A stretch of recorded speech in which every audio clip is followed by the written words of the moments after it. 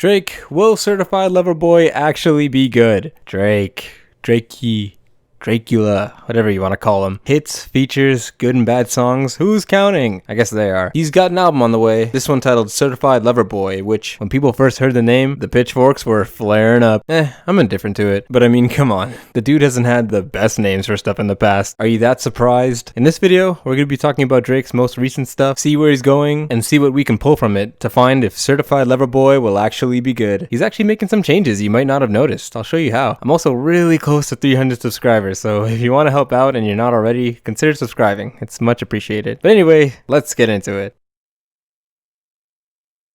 So, Drake. He's been releasing, but people are starting to sleep.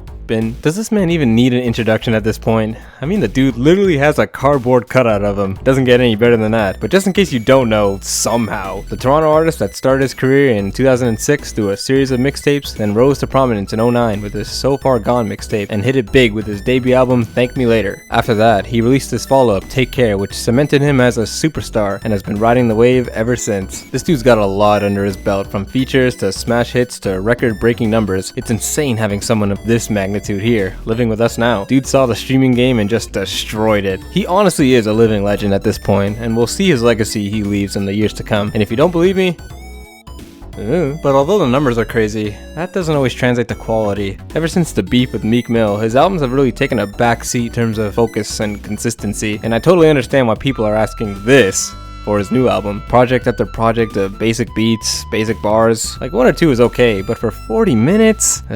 I'll see y'all later. Now, it's not all bad though, because what people are forgetting is that even on those meh projects, the songs that are good are really good. Drake knows how to put together a sweet track when he really wants to, but personally, I don't think the drive has been there as of late. But I mean, come on, the dude's one of the biggest artists on the planet now. Of course he's eating good, but alas, we do Tuesday Slide instead. But that doesn't mean there's no hope for a return to form. With the album scheduled to come out later this month and the teaser video prepping us for a classic, I think this will be an interesting one to see. So in this video, we're going to be going over these things, the project and the single, and figure out for ourselves if Drake's Certified Lover Boy is going to be good.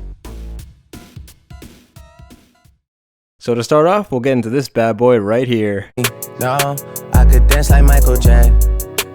Dark Lane's Demo Tapes, or DLDT for short. I'm sure there's someone somewhere who calls it that. A collection of, well, demos and B-sides really. A mixtape, this was thrown together to package and release a couple more tracks he's previewed on Instagram a month earlier, as well as to get some songs from SoundCloud and other leaked stuff into the public via streaming. We saw him do the same thing last year with his other mixtape, Care Package, which was also just a bunch of unreleased stuff. The only difference being that some of the stuff on Care Package dated back to 2010, while this dates back to 2017. If the stuff on Care Package sounded nostalgic to you, congratulations, you are now a old head. On release, reception was really mixed. People citing forgettable, unfinished stuff. Some stuff felt rushed just to slap a project together. There's nothing that special about these songs, just more Drake, you know? Some even saying the snippets sounded better than the actual thing. Pain 1993 is a good example, as the song was teased and people were hyping it up, but then actually having it, people hated Cardi's part to the point where they even edited a version of him not on the song. And another replacing his verse entirely with a different Cardi verse. Come here. For me,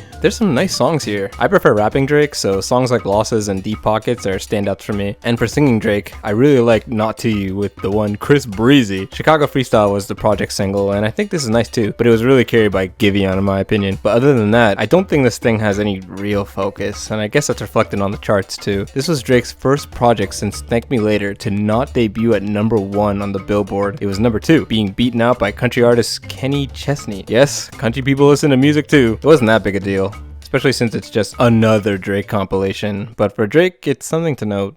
But only 3 months later, Drake would release the first single off of Certified Lover Boy, being Laugh Now, Cry Later, featuring Lil Durk on August 14th of 2020.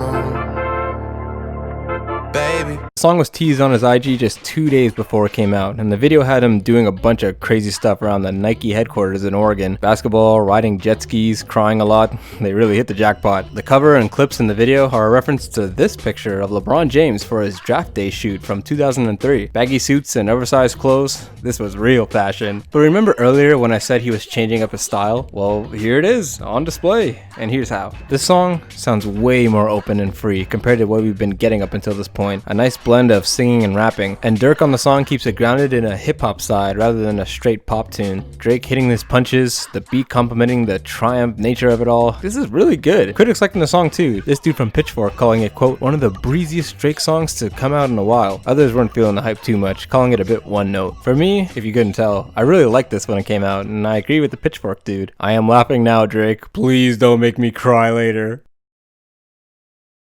So, with all this in the pocket, we can finally conclude if Certified Lover Boy will be good, and honestly, I think it will be. Laugh Now was really a breath of fresh air in his style, and most of his stuff up until this point has been really muffled and moody, but this is like a palate cleanser in a way. In the past, Drake used to pick really nice open beats for his stuff, like his stuff on Nothing Was the Same, but it's gotten really comfortable in this muffled sample sound. I hope he experiments more with beats this time around, and I think it'll be cool. We still don't even know when it's coming out. We're already halfway through the month, but who knows? He's quiet, and then out of nowhere just barrages us with info. But either way, we'll know by the 30th, the latest. I really hope this isn't a surprise release or something. I'm okay with surprise releases in general. Dark Lanes was, but not like when you're hyping up the album already and you have a release date or release window. I gotta prepare for the war, dude. But yeah, what do you guys think? You think it'll be another Drake classic, or will it stay in the shelf? Probably next to Scorpion. Leave a comment, I'd love to know. And leave a like on this video too if you enjoyed it.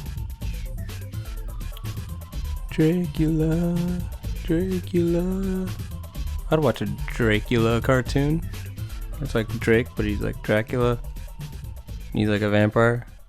Actually, that'd be kind of whack. Just forget I said anything. See ya.